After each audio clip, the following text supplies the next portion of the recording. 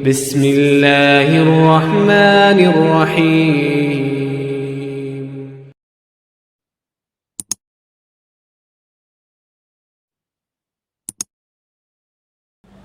Alhamdulillahi haqqa hamdi, alhamdulillahi hamdan katsiran tayyiban mubarakan fi, nahmaduhu wa nasta'inuhu wa nastaghfiruhu wa nastahdihi wa natubu ilaih, wa la na'budu illa iyyahu wa natawakkalu alaih.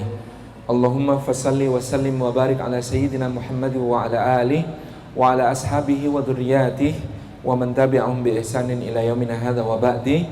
Assalamu alaikum warahmatullahi wabarakatuh. Para ayahanda, ibunda, bapak-bapak, ibu-ibu, rekan-rekan sekalian, ikhwan dan akhwat yang disayang oleh Allah Subhanahu wa taala.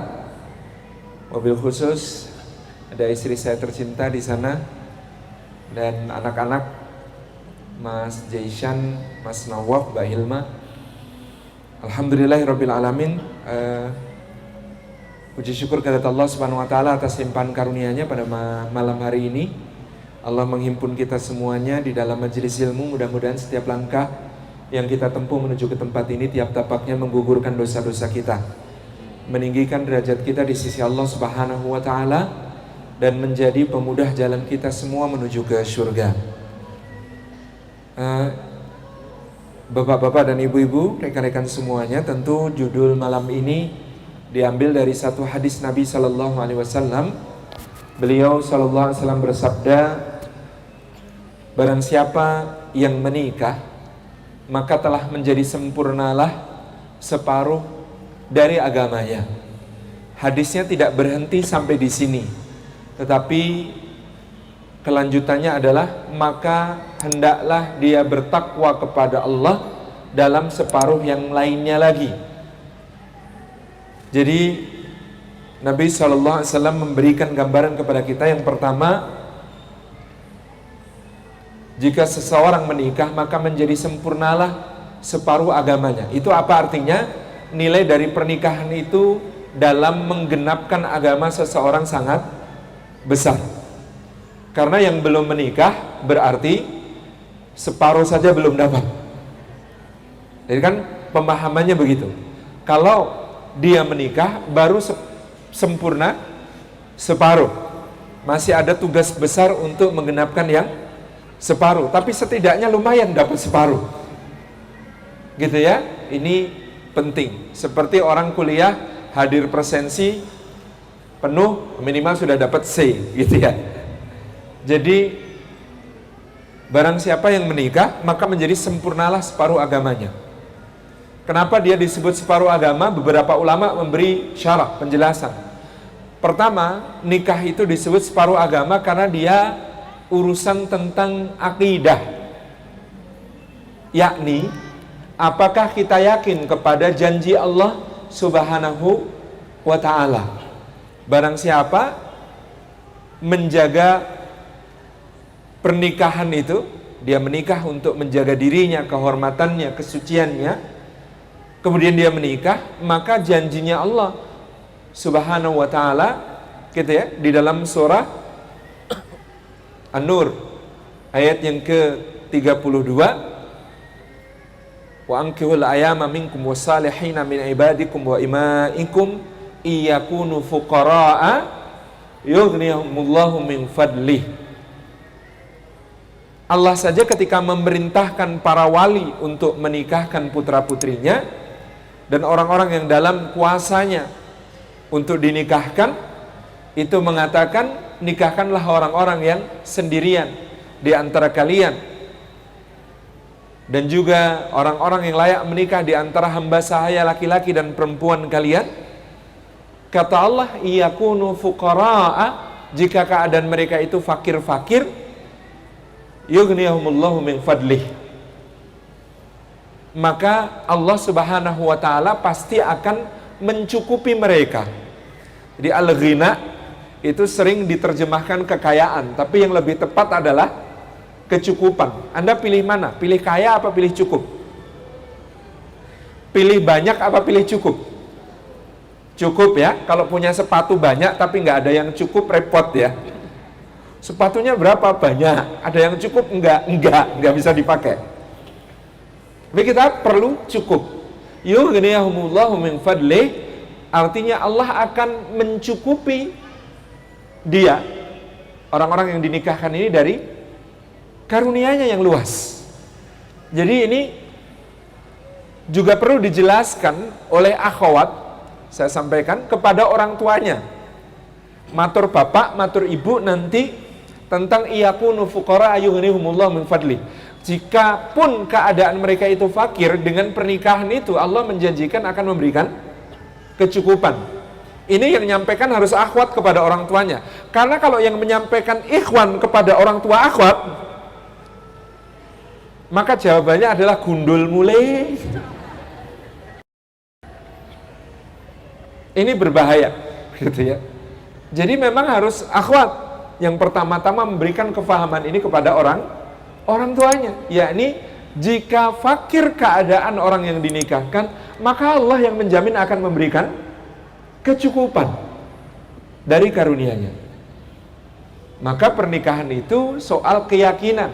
Apakah kita yakin kepada Allah Subhanahu wa taala bahwa Dia akan memberikan kecukupan kepada kita? Karena pernikahan itu bukan matematika.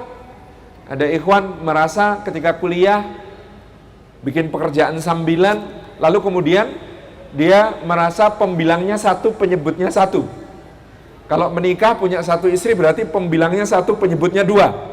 Kalau tambah anak satu, pembilangnya satu, penyebutnya tiga. Kalau tambah anak satu lagi, pembilangnya satu, penyebutnya empat. Makin berkurang besarannya, makin kecil yang akan dirasakan. Tidak, logikanya bukan pecahan, karena setiap orang ditulis oleh Allah Subhanahu wa taala rizkinya masing-masing di Lauhil Mahfuz. Semuanya punya jatah rizki. Tidak ada istilah saya ngikut rizkinya antum. Enggak. Bahkan meskipun istri itu tidak ngikut rizkinya suami, bahkan itu anak itu tidak ngikut rizkinya suami, maka tidak boleh laki-laki mengatakan nanti mau saya kasih makan apa. Bukan antum yang ngasih makan, Allah yang ngasih makan.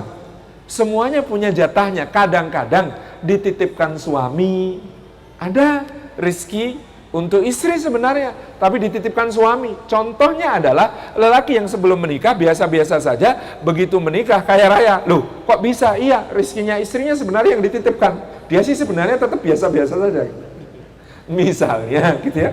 Atau itu rizki anak-anaknya dititipkan melalui dia. Jadi ini soal keyakinan tentang bahwa Allah Subhanahu wa taala yang menciptakan. Kalau Allah yang menciptakan, maka wa ma min dabbatin fil ardi illa Allahi rizquha. Tidak ada yang melata di atas bumi melainkan Allah Subhanahu wa taala yang menjamin rizkinya.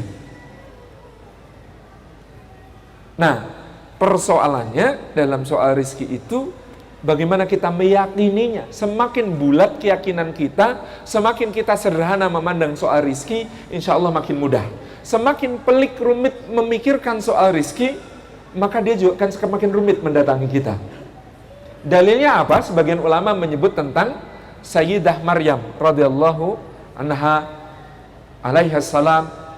Maryam itu ketika masih menjadi abidah, seorang ahli ibadah di dalam Masjidil Aqsa, itu dia nggak usah mikirin rizki gimana datangnya, nggak usah kemudian susah-susah, kemudian mengkhawatirkan soal bagaimana kehidupannya. Apa yang terjadi? Kullama dakhala 'alaiha Zakaria al-mihraba wajada 'indaha rizqa. Setiap kali Zakaria datang menemuinya di dalam mihrab, didapatkan di sisi Maryam itu ada rizki berlimpah. Sampai Zakaria yang seorang nabi heran, qala anna laki hadza. Ini dari mana Maryam? Kata Maryam, qalat huwa min indillah, itu dari sisi Allah. Tapi nanti ketika Maryam mengkhawatirkan hari depannya, kapan itu? Ketika dia hamil menjelang melahirkan, ikin juk sesuk piye, kalau ada orang ngata-ngatain saya gimana? Sehingga apa yang keluar dari lisan Maryam? Ya laitani mittu qabla hadza wa kuntu nasyam mansiya. Aduhai, celaka aku, seandainya saja aku mati saja sebelum ini, dan aku menjadi sesuatu yang tak berarti lagi dilupakan. Itu lebih baik daripada menjalani hidup di hari-hariku ke depan ini. Begitu khawatir hari ke depannya, apa yang terjadi? Rizki agak rumit datangnya. Gimana caranya datangnya rizki? Jibril menolong, tetapi apa? Dihantamkan sayapnya keluar mata air. Ambil air itu, harus ngambil airnya. Terus apa yang terjadi berikutnya? Ada pohon kurma berbuah ranum. Silahkan goncangkan pohon itu. Wahuzi ilaik. Ayo guncangkan ke arahmu pohon kurma itu supaya menjatuhkan buahnya yang ranum dan segar. Ikhwan dan akhwat pernah nyobain goyang pohon kurma?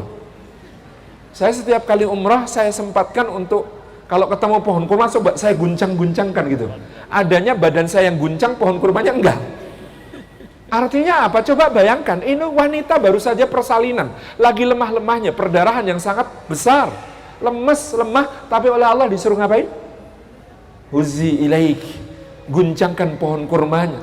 Itu kan berat, tidak mudah. Meskipun tugasnya Maryam cuma mengguncang pohon kurma. Siapa yang menjatuhkan kurmanya? Sehingga bisa dia nikmati sebagai rizki?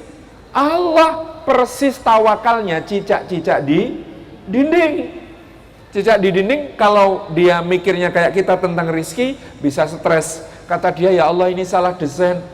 Lawang makanan saya punya sayap, bisa terbang kemana-mana, kemanapun suka. Lah saya nggak bisa ngejar ya Allah. Nah, terus saya nanti kalau kelaparan gimana ya Allah? Kan kalau cicaknya mikirnya kayak kita, begitu mikirnya. Stres sendiri. Tetapi cicak tahu tugasnya cuma diam-diam merayap. Coba lihat kalimat berikutnya. Yang datang nyamuknya apa cicaknya? Yang datang nyamuknya apa cicaknya? Nyamuknya. Yang datang rezekinya apa kita? Rezekinya. Datang seekor nyamuk, tugas berikutnya cuma hap lalu ditangkap.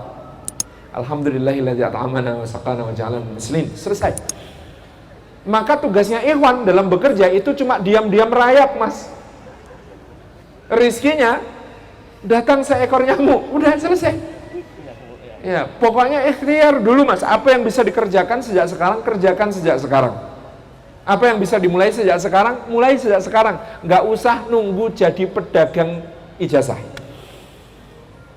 Sekarang ijazah makin banyak. Kalau makin banyak, apa artinya? Nilainya makin murah. Barang itu kalau makin banyak, nilainya makin murah. Zaman bapak saya muda, ijazah D3, wah itu rebutan perusahaan nyari. Iya kan? Ijazah SMA saja mau mendaftar kemana-mana langsung diterima. Zaman bapak saya, iya kan? Zaman antum, ijazah D3 mau ngelamar apa? Beda. Makin lama ijazah itu nilainya makin murah. Mau daftar dosen aja minimal S2 toh. Susah dulu. SMA loh bisa jadi profesor. Dulu ada ketua MPR, salah satu wakil ketua MPR itu profesor siapa gitu ya, dan beliau mengajar. Itu enggak sempat kuliah, lulusan SMA, setara SMA, profesor. Ayub Rosidi, sastrawan luar biasa beken yang dapat gelar anugerah profesor dari 12 universitas di dalam dan di luar negeri. Ayub Rosidi, tahu judul biografinya? Hidup tanpa ijazah. Hidup tanpa ijazah. Mau ijazah SMA-nya hilang, ijazah SMP nggak ada, ijazah SD juga entah mana. Hidup tanpa ijazah. Kuliah nggak pernah. Tapi itu kan dulu ya. Dan sekarang mau ngandelin ijazah, sama, makin murah nilainya. Jangan tunggu ijazah, bisa berkarya sejak sekarang. Berkarya sejak sekarang. Ini zaman now. Kids zaman now itu peluangnya untuk melakukan berbagai macam hal makin banyak. Wong Anda hobi foto-foto, jualan foto di Instagram, jualan olah foto gitu ya, jualan kaligrafi digital, zaman now gitu ya, itu sangat mudah. Jualan online nggak perlu punya toko. Dulu jualan itu harus buka lapak toh. Dulu itu harus sewa tempat usaha dekat kampus yang strategis toh. Sekarang kan nggak usah kan. Sekarang jualan itu bahkan nggak usah nyanding barangnya kan. Subhanallah, ini zaman yang dimudahkan oleh Allah Subhanahu wa ta'ala untuk segera menikah. Iya, gitu. Satu, ini soal keyakinan kita tentang rizki. Jadi Bukan berarti kalau rezeki dijamin itu tidak usah bekerja. Bukan. Tawakal terbaik itu kata Nabi SAW adalah tawakalnya burung. Apa tawakalnya burung? Terbang pagi-pagi keluar dari sarangnya dalam keadaan perut kosong, pulang itu pasti perut penuh. Nggak ada sejarahnya burung pulang lapar. Nggak ada, gitu ya. Mau sampai pakar biologi pun teliti, nggak ada burung itu pulang kelaparan, itu nggak ada. Kalau keluar dari sarang, pulang pasti dalam keadaan penuh perutnya, selalu seperti itu. Bahkan membawakan burung-burung untuk jadi makanan untuk burung-burung yang ada di dalam sarangnya, mungkin anak-anaknya atau siapanya. Ada seorang yang kemudian berpemahaman takdirnya Jabariyah. Jadi dia saya ini yakin Allah itu menjamin rizki. Jadi saya nggak usah bekerja itu tetap pasti dijamin rezekinya sama Allah. Oh masa? Iya. Akhirnya kemudian mereka duduk bersama, si yang sebelahnya dari hasil pekerjaannya mengeluarkan uang belanja gitu kan. Terus Insya Allah saya pengen makan ini. Oh iya monggo silahkan. Wah makan sendiri ya nggak enak. Oh iya ya. Nah terus gimana? Dibagi dua akhirnya. Kata yang sebelah itu, mau bener toh? Allah itu menjamin rezeki. Sampean nggak tega makan sendiri, lihat saya langsung berbagi gitu. Rezeki itu dijamin sama Allah. Gitu. Kata sebelahnya itu, ya tapi mbok sampean itu mikirnya jadi yang berbagi, jangan jadi yang dapat bagian terus gitu. Nah itu lebih utama, lebih mulia gitu. Begitu ya, salah satu kenapa kita bekerja, karena kita ingin menjadi yang berbagi, bukan ya dikasih bagian saja gitu. Kemudian yang kedua, nikah ini disebut separuh agama karena soal ibadah, yaitu kebanyakan perintah dan larangan di dalam Al-Quranul Karim itu peruntukannya bagi orang-orang yang sudah menikah dan berumah tangga. Ada puasa, puasa itu ibadah pribadi. Iya ya, puasa itu ibadah pribadi. Tetapi ada bagian dari ayat puasa yang tidak bisa dilakukan secara pribadi, tetapi ada ibadah keluarga, di mana uhilla lakum lailatus siyamir rafathu ila nisaikum, gitu ya. Soal malam bulan Ramadan saja itu perintahnya untuk suami dan istri. Soal i'tikaf, wala tubashiruhunna wa antum aakifuna fil masajid. I'tikaf itu kalau jomblo enteng, mudah. Kalau sudah punya istri berat, punya anak berat, nggak mudah. Ada banyak ibadah yang ketika jomblo dilakukan begitu ringan tantangannya, begitu sudah menikah jadi nilai pahalanya lebih besar karena ajruk ala qadri nasabik. Pahala itu sesuai dengan kadar kepayahan yang dirasakan. Mau ninggalin i'tikaf anaknya nangis, mau ninggalin i'tikaf istrinya cemberut, mau ninggalin i'tikaf Masya Allah gitu ya, sampai di masjid gitu ya kepengen pulang terus gitu ya. Padahal ayatnya wala tubashiruhunna wa antum aakifuna fil masajid. Jangan kamu sentuh mereka para istri ketika kamu sedang beriktikaf di masjid. Sudah, kalau sudah iktikaf nggak usah mikir tentang sentuh-sentuh. Padahal kepikiran terus gitu. Berat.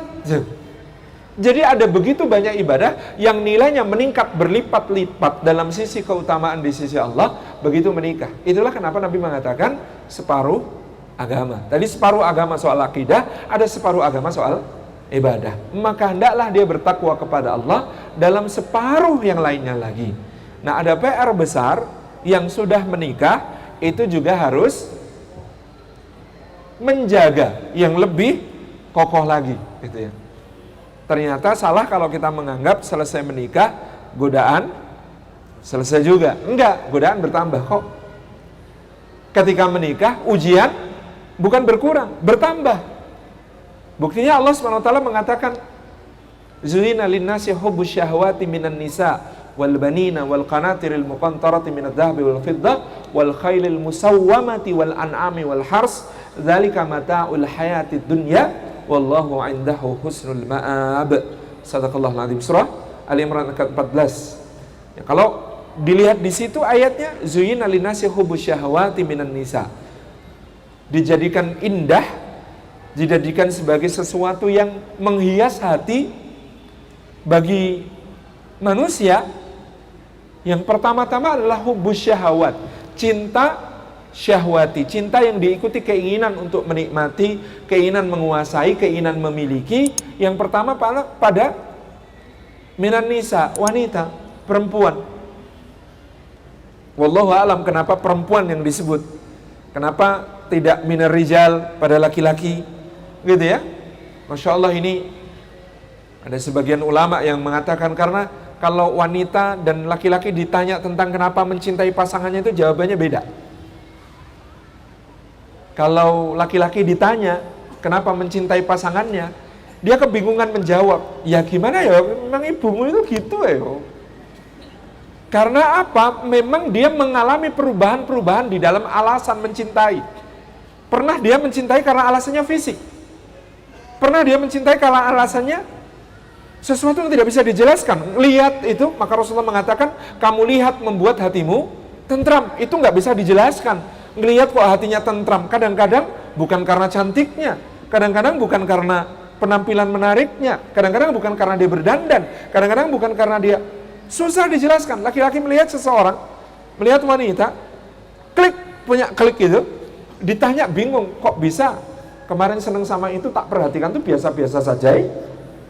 Ya kamu, saya itu ya enggak tahu ya gimana ya. Itu laki-laki. Kalau ditanya tentang perempuan susah jawabnya, karena dia mengalami perubahan-perubahan alasan di dalam setiap hal mencintai perempuan. Tapi kalau perempuan, ayo bapakmu itu orangnya sabar. Nah, ketemu sifat-sifat. Jadi yang dicintai seorang perempuan kadang-kadang bukan sosok suaminya. Yang dicintai seorang perempuan adalah satu persepsi tentang sifat-sifat yang layak bagi suaminya, yang hadir pada diri suaminya. Itulah kenapa kadang-kadang perempuan sangat kecewa pada laki-laki yang tidak konsisten. Kok berubah? Nah, padahal kalau laki-laki lebih suka perempuan yang berubah-ubah, dari cantik ke jelita ke manis, gitu ya, itu berubah-ubah gitu ya. Dari cantik berubah jelita, berubah jadi manis, berubah jadi seksi, berubah jadi, itu harus berubah-ubah. Bagi perempuan sebaliknya, sifatnya itu ya harus itu. Kamu itu kalau setia sama aku, ya setiap saat harus sama aku, jangan sama yang lain, gitu ya. Kamu itu kalau mencintai aku, ya semua hal tentang dirimu aku harus tahu, ya kan? Kamu itu kalau percaya sama aku, ya harus cerita segala hal. Padahal suaminya nggak pengen cerita karena tidak ingin nambahin beban istrinya yang tambah berat gitu. Kelihatan, ngurusin rumah, ngurusin anak, ngurusin macam-macam berat. Nggak usah cerita ya, kasihan kamu berat. Jadi kamu nggak percaya sama aku, nggak nyambung. Subhanallah.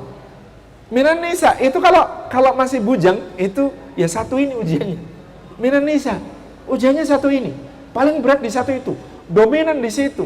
Ujiannya itu kayak fungsi linear, cuma gradiennya aja beda-beda ya, fungsinya masih linear. Tapi kalau sudah menikah, wal banin, kemudian anak-anak, anaknya sendiri maupun anaknya orang, gitu. Masya Allah, itu jadi ujian. Kadang-kadang kata teman saya, istrinya sendiri maupun istrinya orang, ujian gitu. Subhanallah. Ada teman yang kerja di proyek pertambangan kan on off ya, itu 4 minggu on site gitu ya, 4 minggu off, pulang ke rumah, atau 4 minggu on, 2 minggu off gitu ya. Kata dia tuh, wah ya kalau pas ujian berat itu lihat anak kecil itu, ya Allah, ingat anak sendiri. Kalau lihat ahwat lupa istri sendiri gitu. Misalnya gitu. Ada yang begitu gitu ya. Subhanallah, ujian-ujian yang seperti itu terjadi, berkelindan, makin rumit. Itu kayak fungsi gitu ya. Fungsinya sudah bukan linear lagi, dan bahkan bukan cuma kuadrat. Kalau sudah istri sama anak sudah kuadrat gitu ya, diintegralkan pura. Integral fungsi kuadrat itu. Kan kurvanya jadi ribuh. Subhanallah. Apalagi nambah. Istri, anak jadi ujian, berkelindan dengan harta. Awal-awal menikah itu pengennya punya kemapanan, punya simpanan bagus. Ini pengalaman saya. Saya dulu awal menikah pernah meniatkan punya tabungan, kalau bisa anak diasuransikan apa macam-macam. Tetapi begitu punya niat begitu, subhanallah, kebutuhan mendesaknya nabrak-nabrak. Kok jadi begini? Jadi perlu nih. Jadi merencanakan keuangan itu Buat saya malah nggak karuan. Tapi begitu nggak diniati untuk nabung, Masya Allah ya, nggak usah niat nabung lah, mau tiap hari ada rezekinya sendiri, Bismillah gitu ya. Ya bukan berarti tidak punya tabungan, tapi tidak diniati untuk nabung. Beda loh ya, memang niat nabung sekian biar begini. Itu beda dengan ya sebenarnya royalti yang kemarin lah, misalnya staff Royu bilang begitu, ya udah transfer awal mas, okay. Itu kan nggak niat punya tabungan. Itu nggak niat punya tabungan. Tetapi ketika nggak niat punya, Masya Allah terasa begitu pas perlu pas ada. Maka inilah pentingnya al-ghina tadi. Makanya ada doa yang diajarkan Rasulullah SAW penting banget. Allahumma kfini bihalalika an haramika wa ghnini bifadlika amman siwak. Allahumma kfini, kafa itu artinya cukup ya. Allahumma kfini, ya Allah cukupkanlah aku bihalalika dengan yang halal darimu, an haramika supaya tidak merasa perlu kepada yang haram. Wa ghnini, dan cukupkanlah aku, wa ghnini bifadlika, dengan karuniamu, amman siwaka, sehingga tidak merasa perlu minta-minta kepada selain engkau. Ini doa dahsyat gitu ya. Doa, ya Allah cukupkan aku dengan yang halal supaya nggak perlu nyari-nyari yang haram, dan cukupkan aku dengan karuniamu supaya nggak perlu minta-minta kepada selain engkau. Nanti di googling ya doanya. Allahumma kfini bihalalika an haramika wa ghnini bifadlika amman siwak. Ya Allah cukupkan aku dengan halalmu supaya aku nggak perlu harammu, dan cukupkan aku dengan karuniamu supaya tidak perlu kepada selain engkau.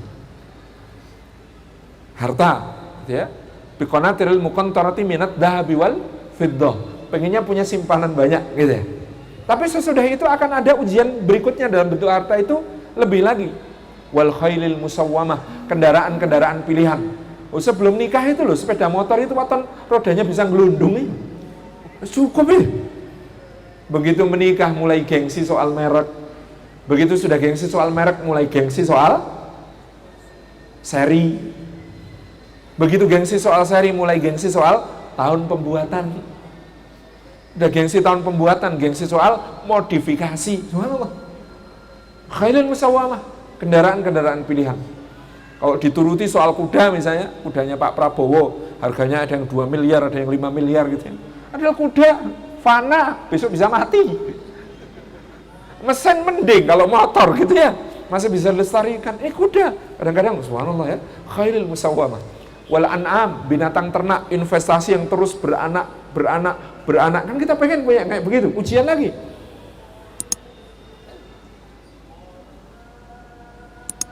Wal hars, terakhir sawah ladang, itu investasi yang jumlahnya tetap tapi nilainya terus naik, properti.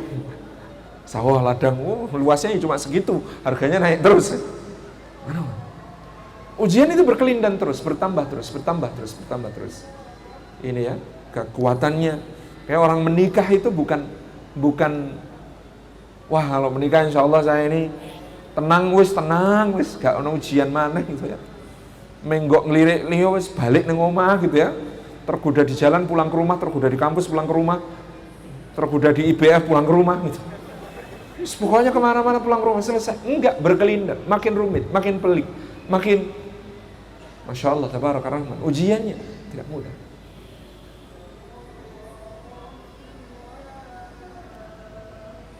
Kemudian rekan-rekan yang disayang Allah, kenapa di sini disebutkan engkaulah separuh agama, penjaga ketaatanku. Bagi kita dengan kehadiran pasangan kita, ada salah satu makna dalam ayat sakinah.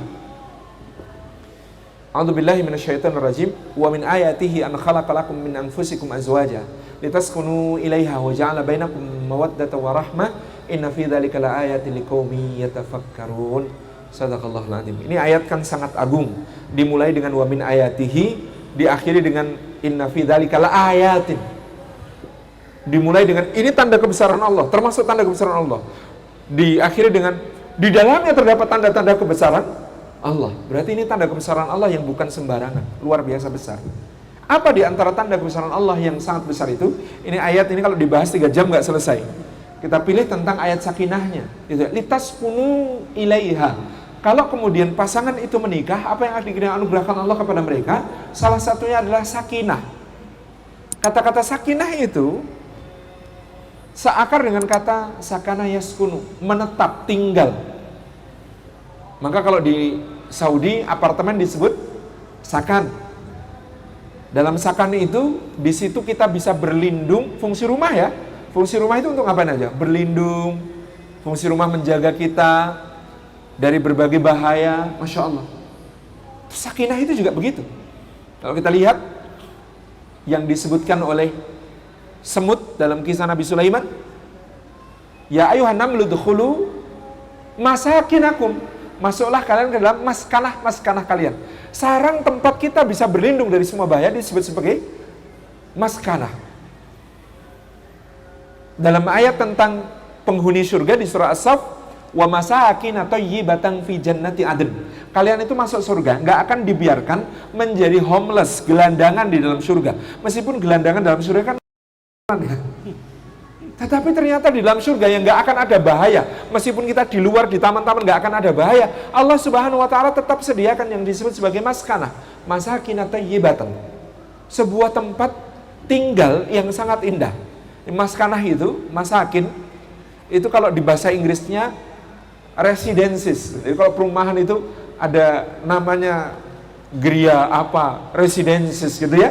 Itu biasanya kelas menengah ke atas atau menengah ke bawah? Menengah ke atas ya. Kalau menengah ke bawah pakai asri. Asri wong banyak rumputnya mas. Misalnya gitu, contoh. Tapi kalau menengah ke atas residences gitu ya. Biasanya menengah ke atas ya. Subhanallah. Itu masakin yang disebut sebagai maskanah. Nah, kata-kata litaskunu ilaiha, fungsi pasangan bagi kita, suami bagi istri, istri bagi suami, itu litaskunu ilaiha itu kata para ulama 4. 1, litaskunu ilaiha yakni litastaifu biha, yang kedua lita'tafu ma'aha, yang ketiga litamilu ilaiha, yang keempat litatma'innu biha. Ini disebut sakinah itu 4 kriteria. 1, litastaifu biha, supaya kamu bisa menjaga kesucian dirimu dengan kehadiran pasanganmu. Pertama-tama sakinah itu soal menjaga kesucian diri dengan kehadiran pasangan. Kalau adanya istri bisa menjaga suaminya supaya tidak jatuh ke dalam perbuatan keji dan mungkar, sakinah namanya. Kalau kehadiran suami bagi istrinya mencegah istrinya dari berbuat hal-hal yang dimurkai Allah, dosa-dosa, sakinah namanya. Jadi pertama-tama sakinah bukan soal tenang, nggak pernah bertengkar, nggak pernah bersuara keras di dalam rumah, enggak. Sakinah pertama-tama soal penjaga ketaatan, supaya tidak jatuh ke dalam dosa-dosa. Ini penjaga sakinah yang paling kokoh. Kalau di beberapa negara barat ada hal umum misalnya begini, ikhwan dan akhwat yang dimuliakan Allah. Ada suami istri, laki-laki perempuan, gitu ya. Cantik, tampan, kemana-mana kompak pol, gandengan tangan, senyum-senyum terus, nggak pernah terlihat cekcok, nggak pernah terlihat bertengkar, nggak pernah terlihat beda pandangan.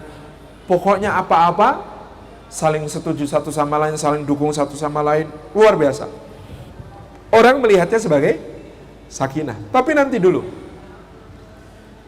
kalau di kita mudah-mudahan naudzubillahi min dzalik tidak ada. Tapi kalau di barat ada kebiasaan seperti itu. Nikah sebagai status sosial, having fun. Menurut kesepakatan mereka berdua, bebas, having fun-nya bebas. Cuman status kita suami istri, naudzubillah min dzalik. Ada yang seperti itu, tapi yang seperti itu setenang apapun tidaklah disebut sakinah. Karena yang pertama disebut sakinah adalah soal terjaga dari apa-apa yang dimurkai Allah Subhanahu wa taala. Itulah sakinah. Ikhwan dan akhwat yang dimuliakan Allah, kalau kita perhatikan sholat juga begitu. Khusyuk. Ini terminologi agama ini hati-hati mendefinisikannya. Khusyuk. Tadi sakinah, sekarang misalnya mengambil analogi. Khusyuk. Apa yang disebut khusyuk? Khusyuk itu bisa nangis, haru, sendu, syahdu, gitu ya. Apakah itu? Sampai ada pelatihannya, pelatihan sholat khusyuk supaya bisa nangis dalam sholat. Ini sebenarnya bukan pelatihan sholat khusyuk, itu pelatihan sholat sambil menangis. Kenapa? Karena khusyuk di dalam sholat tidak diukur dari apakah nangis-nangis, apakah keluar air mata, apakah merasa haru dan sendu. Tidak. Coba perhatikan diskusi Imam Al-Ghazali dengan muridnya. Kata murid, ya Imam, sebutkan kepada kami penanda sholat khusyuk. Kata Imam Al-Ghazali, wahai nak, kalau kau ingin tahu khusyukmu, perhatikan yang terjadi pada dirimu antara salam sampai takbir. Kata muridnya, guru, bukankah yang namanya sholat itu dari takbir sampai salam? Dan khusyuk itu di dalam sholat.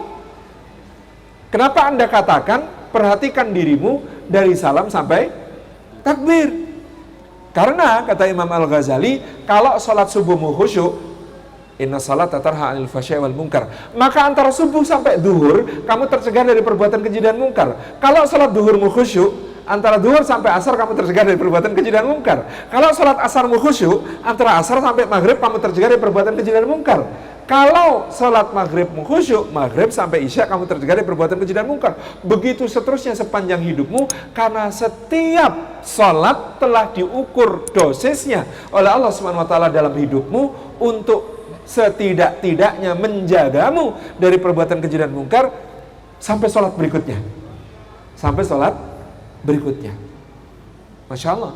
Jadi kata Imam Al-Ghazali, bukan soal nangis, Nabi itu juga sholat sambil nangis, gak sering-sering amat. Ya sesekali, itu sangat kontekstual dengan penghayatan beliau. Kalau ngimami, apakah beliau nangis? Jarang disebutkan riwayat Nabi SAW mengimami kami sambil menangis. Enggak sering. Pernah, tetapi enggak sering. Kalau sholat sendiri, tahajud misalnya, mungkin, yes. Nabi SAW kalau sholat, apakah kemudian ada yang mengukur khusyuk itu ditusuk, enggak kerasa. Kayak Sayyidina Ali tertusuk panah, kemudian panahnya dicabut pas sholat, enggak terasa. Oke, itu mungkin salah satu khusyuk. Tapi Nabi itu khusyuk, dengar ada anak nangis, sholatnya diapain? Dipercepat apa diperlama? Atau tidak peduli, nangis boh, nangis apa? Gitu? Enggak, dipercepat. Kenapa? Karena beliau tahu, gitu ya, ada hajat mendesak seseorang untuk segera mendiamkan tangis anaknya, sholatnya dipercepat. Itu khusyuk. Nabi itu nggak ada sholatnya yang tidak khusyuk. Semua sholat Nabi itu khusyuk. Tapi bukan berarti nggak dengar apa-apa, apalagi pura-pura nggak dengar suara handphonenya sendiri. Itu bukan khusyuk. Jadi kalau Anda pas sholat kok handphonenya bunyi, terus pura-pura khusyuk, dengan tidak peduli pada suara itu, kalau suara itu sangat mengganggu yang lain, itu bukan khusyuk yang benar. Kalau Anda khusyuk, pas sholat bunyi handphonenya, apa yang harus dilakukan? Ambil dari saku, pencet tombol off-nya. Jangan dijawab. Tapi jangan dijawab, halo, saya sedang sholat, gitu. Keliru lagi. Tapi dimatikan. Ini orang yang kadang tidak tahu seperti apa adab di dalam sholat, gitu ya. Seperti apa yang disebut khusyuk di dalam sholat. Misalnya kita datang, wah telat, lari, keliru. Nabi SAW mengatakan, barang siapa yang datang ke masjid memburu sholat, janganlah dia berlari-lari, karena dia sejak dari rumahnya sudah dihitung dalam keadaan sholat. Melangkahnya dengan tenang. Telat, nggak apa-apa, sudah dapat pahalanya. Mas, bu kita belas ora kebagian gitu. Yo, piye meneh gitu kan. Ya. Tapi nggak boleh sambil lari-lari itu. Makruh maksudnya, bukan haram. Tetapi memang Nabi memerintahkan jangan berlari-lari. Pelan, tenang menuju sholat itu. Kemudian sholat sunnah. Sudah sholat sunnah, iqomah, baru dapat 1 rakaat. Apa yang harus dilakukan sunnahnya? Tutup sholatnya, nggak usah dipaksaan sampai selesai, sampai mengganggu penyusunan shaf, nggak boleh. Baru dapat 1 rakaat, ya kan, mau sholat 2 rakaat, nggak apa-apa. Sudah dihitung dapat semua lengkap, yang lengkapi malaikat. Karena ini mau nyusun shaf, kecuali sudah tasyahud, Allahu Akbar, tahiyatulillah, nggak apa-apa, selesaikan, karena memungkinkan untuk masih ada waktu menyusun shaf. Tapi masih rukuk yang pertama, gitu ya, rukuk rakaat pertama, Allahu Akbar, memaksakan menyelesaikan sholat sunnah, ganggu yang lain, gitu kan? Itu contoh tadi, termasuk handphone. Terus tidak ada dalil juga, misalnya kita sedang di kos-kosan kita sholat, Kemudian ada tamu ngetuk-ngetuk, Assalamualaikum, terus kita keraskan Allahu Akbar gitu. Takbirnya terus kita keras-keraskan gitu. Nggak ada. Kalau memang memungkinkan untuk buka nggak apa-apa. Ini sholat hadap sana, pintu kos-kosan di sini. Mundur nggak apa-apa, buka aja. Set. Lanjutkan sholat, nggak usah ngomong aku lagi sholat, nggak usah. Itu kan, Masya Allah ada tata caranya di fikih dibahas dengan begitu detail dan lengkap kan yang begini ini, Masya Allah. Kadang-kadang itu handphonenya jelas bunyi keras banget gitu ya. Dia khusyuk banget nggak dengar suara handphonenya sendiri, kan luar biasa gitu. Ini justru merepotkan yang lain. Contoh, kembali kepada pembahasan tadi, litas kunu ilaiha, pertama-tama litas ta'ifu biha, menjaga kesucian. Jadi prioritas pertama dari kita membangun sakinah dalam rumah tangga kita adalah menjaga kesucian diri masing-masing. Makanya akhwat nanti kalau sudah dari istri, tolong paham kode suami. Tolong pahami kode suami. Misalnya suami bilang, "Mimbo sana Tommy ke salon bentar, anak-anak tak jagane."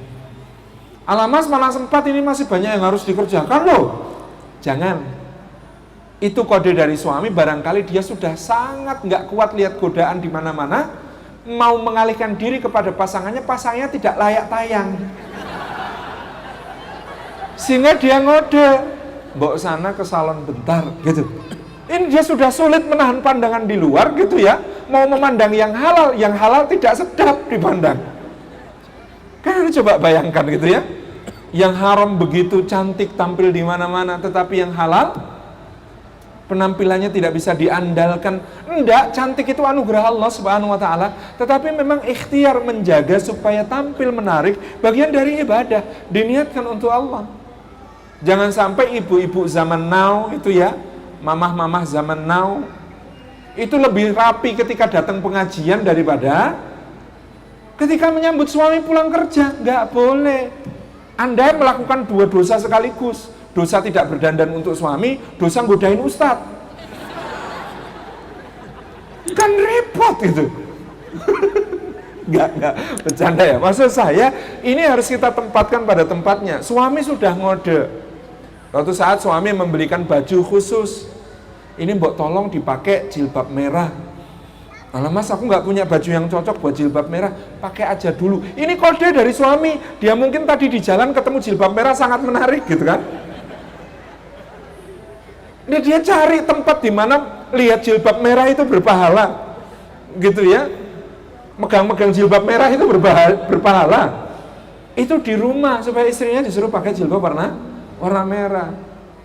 Bapak-bapak yang agak sepuh nggak apa-apa pak, misalnya sudah pasangan umur 45, umur 50 gitu ya, tiba-tiba suaminya datang menghadiahkan baju seragam SMA misalnya gitu.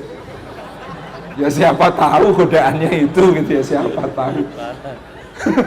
Ini bagian dari menjaga. Ini namanya sakinah itu di situ, menjaga jangan sampai jatuh pasangan kita ke dalam apa yang diberkahi oleh Allah Subhanahu wa taala gitu. Bapak-bapak juga begitu. Bagaimana kemudian menempatkan diri sebagai, Masya Allah ya, kalau bisa ngalahin gadget. Gadget itu kan menang karena asik disentuh-sentuh dan dipencet-pencet. Kalau sebagai suami disentuh-sentuh dan dipencet-pencet lebih asik dari gadget kan bagus. Sebagai istri juga begitu gitu ya. Ini bagian dari menjaga itu, sakinah. Menjaga ketaatan, menjaga kemuliaan. Saya sering menyampilkan betapa ada sunnah yang sering dilupakan para suami. Sunnah pulang. Mas kalau kerja sama kalau pulang kerja lebih rapi mana? Lebih rapi kalau berangkat kerja. Nah besok diubah, pulang kerja itu sebaiknya lebih fresh, lebih rapi, lebih ganteng daripada ketika berangkat. Kenapa? Berangkat kerja itu ketemu kepentingan, pulang kerja ketemu cinta dan kesetiaan. Di omah dakwah kamar mandinya banyak. Saya selalu himbau teman-teman, kalau bisa sebelum pulang ketemu istri mandi dulu. Gitu ya, pulang kerja fresh, mandi dulu. Mas, salah satu layouter pro you yang paling senang mengamalkan sunnah ini. Ini sunnah Nabi di mana? Anas bin Malik berkata, tidak pernah Rasulullah mengetuk pintu rumah, mengucap salam kepada keluarganya, melainkan sudah dalam keadaan bersiwak terlebih dahulu. Tidak pernah. Abu Hurairah bercerita, kami kalau pulang dari jihad fisabilillah oleh Nabi tidak langsung diperintahkan masuk ke Madinah. Ngapain dulu? Di luar kota ngecamp. Ngecamp terus ngapain? Ini cowok-cowok pulang dari jihad fisabilillah, para suami zaman Nabi, zaman old ini. Kadang-kadang kesadarannya lebih tinggi daripada kita. Mereka disuruh apa oleh Nabi? Mandi yang bersih, pangkas yang perlu dipangkas, cukur yang perlu dicukur, pakai pakaian terbaik, pakai wangian. Pulang jihad itu lebih ganteng daripada pas berangkat. Makanya ketika berangkat jihad lagi, nggak apa-apa mas, berangkat aja nanti pulang lebih ganteng lagi ya. Kan gitu.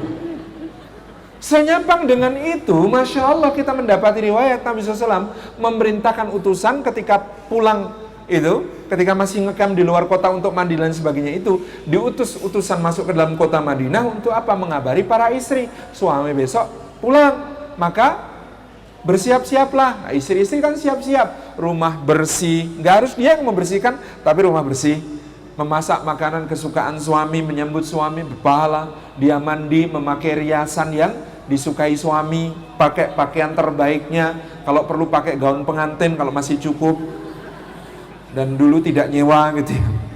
Subhanallah, untuk menyambut.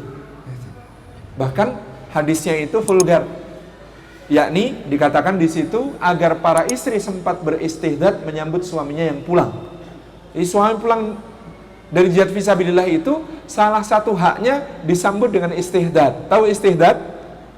Ahwat tahu istihdad? Nanti di googling apa itu yang disebut sebagai istihdad. Sangat pribadi, ini aktivitas sangat pribadi, menyiapkan hal yang sangat pribadi. Subhanallah, itu haknya suami ketika pulang disambut dengan yang sedemikian. Litastaifu biha.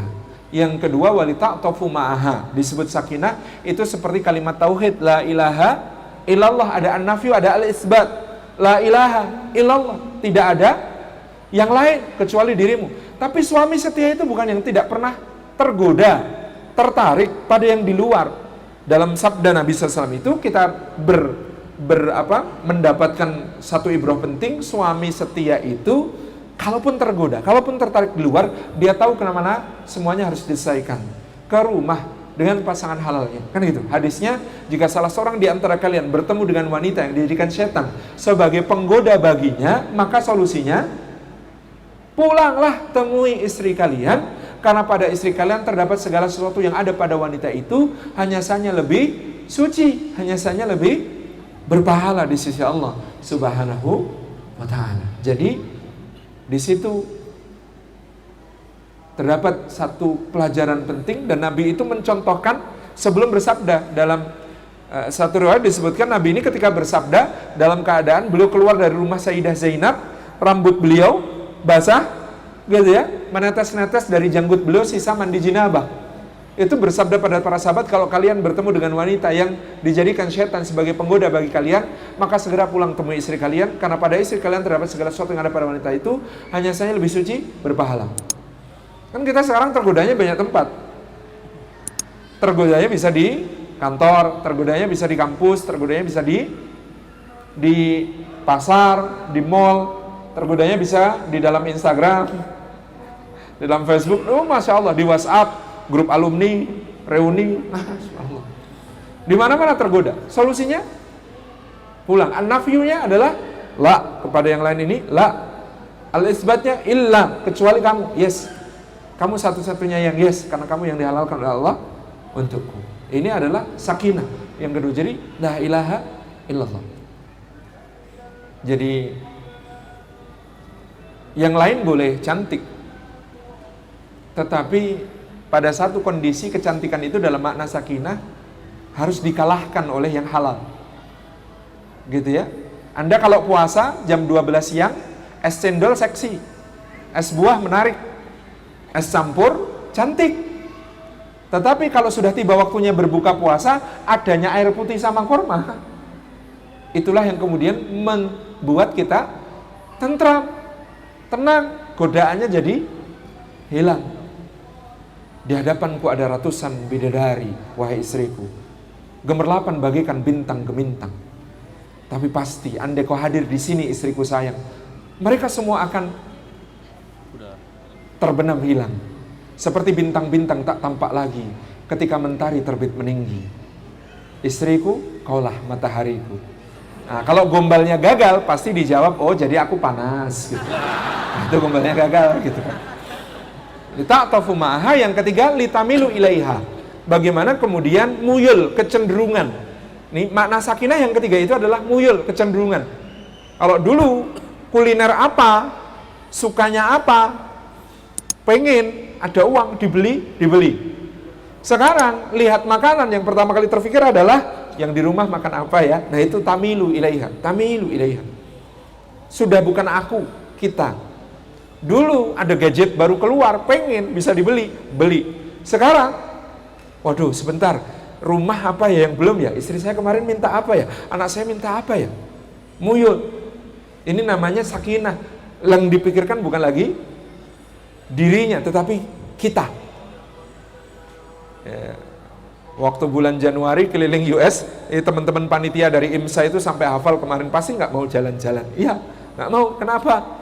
Jalan-jalan tempat-tempat indah di sini saya tambah sedih. Lah kalau tambah sedih lah, sampean ngundangnya cuma saya, nggak sama istri. Oh kalau lihat tempat-tempat indah itu sempurna bahagianya kalau yang lihatnya bersama yang kita cintai kan. Nah, kalau nggak bersama yang kita cintai, tambah sedih. Aduh saya lihat tapi istri saya nggak lihat gitu ya. Makanya cari jalan-jalannya waktu itu cari ke tempat yang kira-kira nggak terlalu suka pasangan kita gitu ya. Misalnya ke museum, oh kayaknya dia nggak suka ke museum, saya ke museum aja gitu. Ini contoh gitu ya, oh sejarah, kayaknya beliau nggak terlalu suka sejarah, saya sejarah gitu. Ini baru kemudian kita bisa pas gitu ya. Jadi litamilu ilaiha, sampai kita bisa bicara tanpa kata, sering saya sampaikan, bisa berkomunikasi tanpa bicara. Ada suami berangkat sholat Jumat, handphonenya ditinggal di rumah. Zaman handphone masih bisa hanya SMS dan telepon. Belum ada WhatsApp, belum ada BBM. Apalagi yang lain. Nah, suaminya sholat Jumat, istrinya keingetan, terus dia nggak tahu di mana handphone suaminya, dia SMS, Mas, nanti kalau pulang tolong beli bakso samping masjid itu ya Mas ya. Hitung-hitung nostalgia lah Mas, mumpung anak-anak belum pulang sekolah. Beli 2 bungkus aja, nanti makan berdua di rumah ya. Thank you. Send. Sudah terkirim, tapi kan belum terbaca, nggak tahu. Nggak ada notifikasinya, sudah read atau belum gitu ya. Nggak ada notifikasi. Tapi suaminya Masya Allah, selesai sholat Jumat, selesai sholat Ba'diyah Jumat, kepikir, wah ini anak-anak belum pulang, kasih surprise buat istri nostalgia beli bakso sebelah. Beli 2 bungkus, pulang ke rumah, ketuk pintu, Assalamualaikum. Waalaikumsalam. Buka pintu, bakso dikeluarkan dari belakang punggung. Surprise! Kata istrinya, makasih ya, untung tadi aku pesen, alhamdulillah kita bisa makan bakso berdua, nostalgia ya Mas ya. Kok nggak terkejut sih? Kata suaminya, ya enggak lah kan pesenanku. Loh kamu pesen lewat mana? Aku kan SMS Mas. Dek, lu lihat sini dek, apa? Lihat stop kontak sebelah sana itu dek. Iya, ada apa dek? Itu, handphonenya Mas di situ ya? Iya, loh kok Mas tahu kalau aku pesen bakso? Aku nggak tahu, aku tuh mau kasih surprise. Nah istrinya, kok kita bisa nyambung ya gitu. Masya Allah, ditamilu ilaiha. Yang terakhir baru litatma'innu biha, supaya itminan, supaya tentram ketika bersama, tentram ketika berpisah. Kenapa saya tekankan ada tentram ketika bersama, ada tentram ketika berpisah? Sebab ada istri-istri yang tentramnya ketika bersama, atau suami-suami yang tentramnya ketika bersama. Kalau berpisah sedikit langsung kontak, lagi di mana, ngapain, sama siapa. Aku ada meeting ini di kantor, bohong, kamu di mall toh, aku di belakangmu. Gitu kan? Subhanallah ya. Handphone suami dipasang penyadap gitu ya, mobilnya pasangi GPS pelacak gitu ya. Oh Masya Allah gitu. Tapi itu mending masih punya cinta. Kenapa? Karena ada rasa posesif gitu ya, meskipun itu merugikan dirinya sendiri. Nggak tentram sendiri, pusing sendiri gitu kan. Tapi itu mending ada suami istri yang tentramnya kalau pas pisahan. Untung nggak ada ibunya anak-anak. Untung nggak ada bapaknya anak-anak. Na'udzubillah. Ini berbahaya. Apalagi nanti antum semua akademisi kadang-kadang mengharuskan, misalnya antum habis nikah ternyata harus LDR, beasiswanya nggak cukup untuk hidup bersama di Inggris misalnya. Bukan kayak Fahri, kalau Fahri kan ditinggal berjuang ke Palestina gitu. Ini semuanya kok nggak cukup ya? Terus gimana ya? Ketemunya paling 6 bulan sekali. Wah itu saja sudah melanggar sunnah.